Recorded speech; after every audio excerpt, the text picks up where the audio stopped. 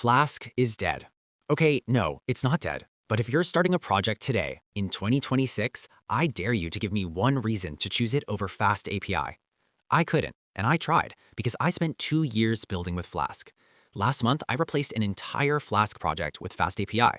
Same API, fewer lines, more features, and a realization I wasn't ready for.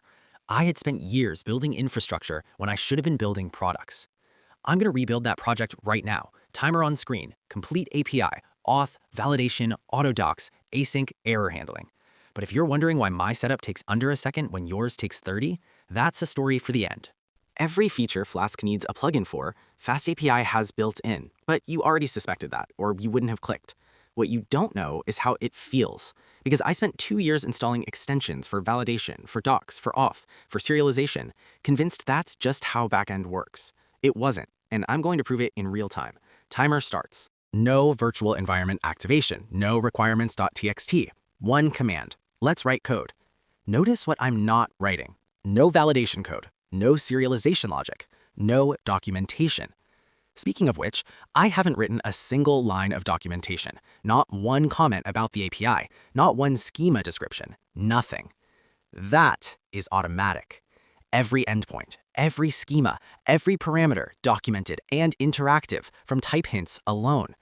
Now, watch what happens when I mess up on purpose. I didn't write that error response. Look at it. Field name. What's wrong? What was expected? Pydantic validates at runtime. FastAPI formats the error.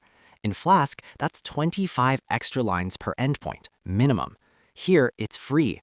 Full CRUD, validated, documented, about 7 minutes of actual coding.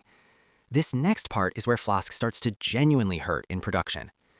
Here's what happens. You build your Flask app, it works locally, you deploy. Real traffic comes. An endpoint calls an external API. That call takes 2 seconds, and during those 2 seconds, your entire Flask app is frozen. No other request gets served. Watch how FastAPI handles this. 5 requests at once, all hitting an external URL, all resolving simultaneously. No blocking, no freezing. In Flask, your API sits and waits, one request at a time, unless you bolt on Quart or gvent and restructure your entire app. In FastAPI, you write async def instead of def. That's the entire migration.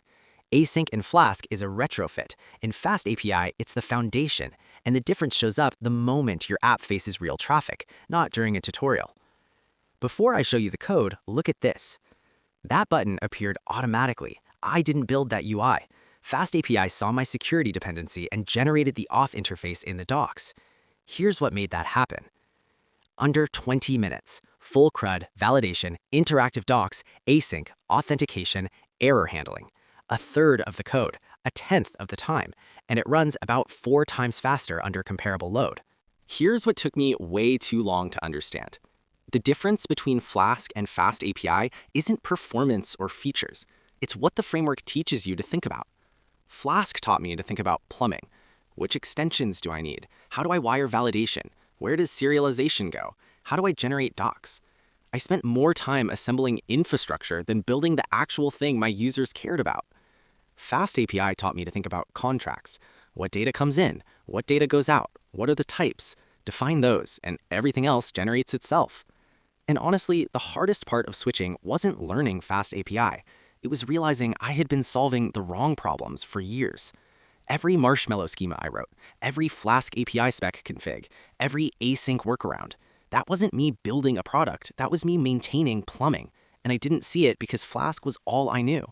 And if you're watching this thinking, well, my Flask project already works. Yeah, mine worked too.